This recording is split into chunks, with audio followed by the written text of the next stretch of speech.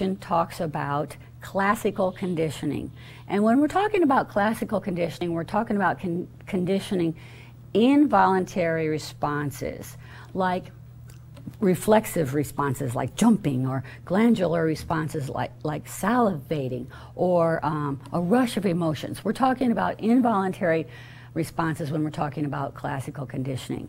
With classical conditioning, you take a natural stimulus that naturally produces a response, like a drop of lemon juice on your tongue that produces salivating, or make a loud noise behind your back, you jump. Okay, so you take a natural stimulus and then you pair together with that a neutral stimulus that doesn't normally produce that response.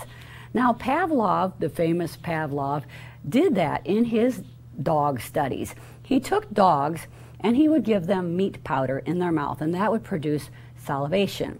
And then what he did is he began to, every time before he would feed the dog, he would make a sound.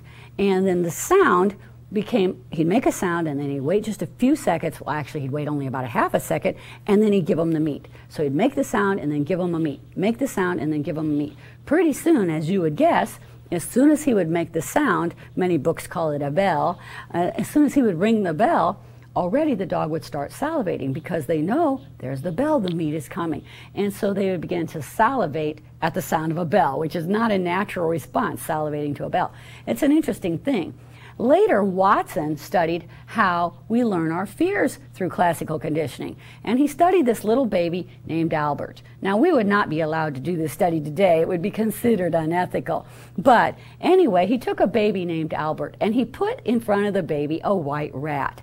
Well, I happen to know babies love white rats. I've had enough rats at home, lab rats and whatnot. Babies love rats. You hand a little toddler a rat, they're going to squish it around because it's warm and furry, and pretty soon you better be ready to block, because that rat is going in. It's like, get that rat head out of your mouth.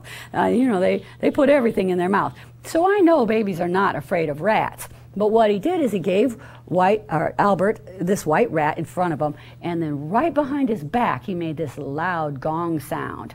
Okay, well, the white rat is the neutral stimulus. It doesn't cause fear, but the loud gong did. And so they did that repeatedly, and pretty soon little Albert had a phobia of, guess what, white rats. And not only was he afraid of white rats, he generalized that to anything that was white and furry, like white bunny rabbits, cotton balls, and whatnot. All right, and so that's how most of us develop our phobias. It's something that was neutral that's paired together with something that causes fear.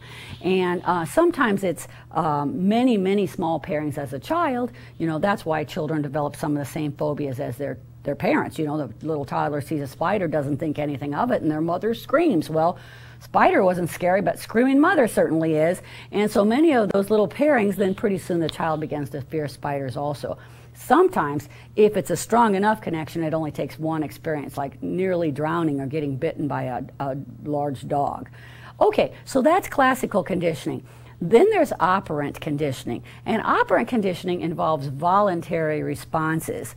And so we'd be talking things like jumping, running, swinging a bat, flying if you're a bird, swimming. Those are all voluntary responses. And it has to do with controlling voluntary responses, either through giving reinforcement if you want those responses to increase, or through giving punishment if you want them to decrease.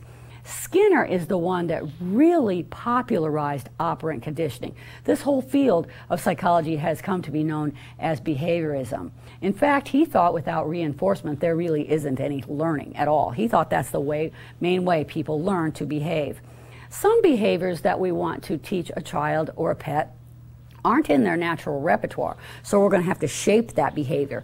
For example, with babies, we can't just wait till they start talking and then reinforce it. We're going to have to shape that behavior by first reinforcing babbling, and then single words, and then two words, and then finally full sentences. And same for walking. You know, first it's pushing up, and then it's rolling over, and then it's scooting, then it's crawling, then it's pulling up on things, it's finally walking.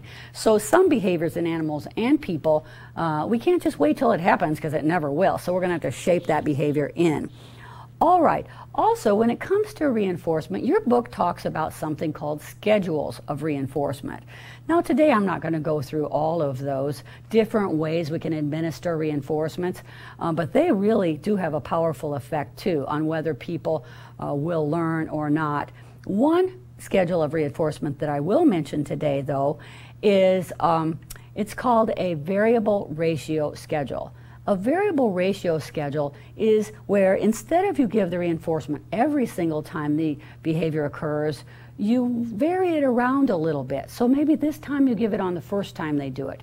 Maybe next time you give it on the third time. Maybe next time the 10th. Maybe next time the second. And so the person knows if they keep doing this behavior, the reinforcer is coming, or the animal, if it's an animal you're working with, but they're never quite sure when it's coming.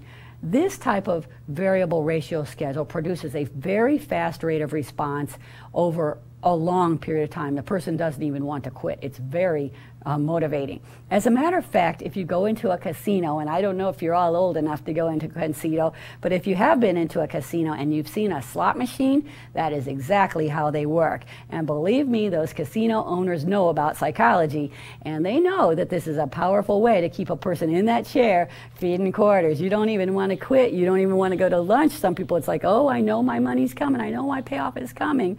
All right. So anyway, another thing in operant conditioning is token economies. You use that with children oftentimes. It's used in institutions sometimes. That is when a person engages in a positive behavior, rather than giving them their reward immediately, you give them some kind of token that they can trade in later for a reward.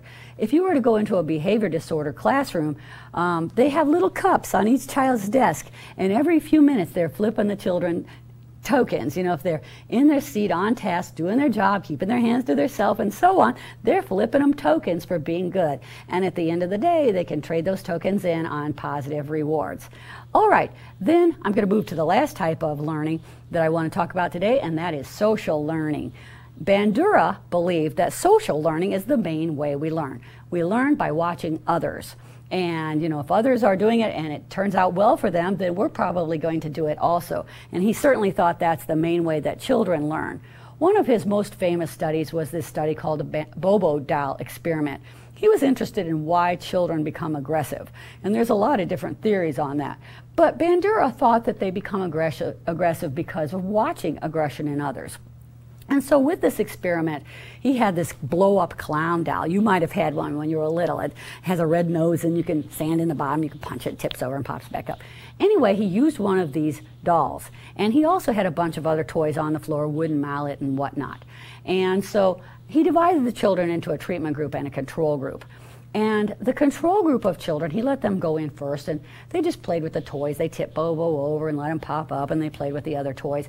But then the treatment group of children, before they would allow them to play with Bobo, they had them watch this person on television acting with Bobo. And this person came in and just beat the stuffing out of Bobo, kicked him, threw him in the air, jumped on top of him, hit him on the head with a wooden mallet. And these are preschool children, like 3, 4 years old. They had them watch this. Would you let your kid watch that? I'm not sure I would. You'd have to sleep with one eye open that night. Here comes your child with a wooden hammer, you know. And so anyway, but these children watched this, and needless to say, when given the opportunity and they said, okay, you can play with the toys now, those children just mobbed Bobo, gleefully beat him up. And so that was definitely an experiment that showed that watching aggression causes aggression. Even watching aggression on TV, although the studies have come back very mixed. Some of them say it makes a big difference, others say it doesn't make so much difference at all. But even watching violence on TV for some children can make a difference in terms of their level of aggression. Okay, that's all for this chapter for today. Refer to your study guide for further words.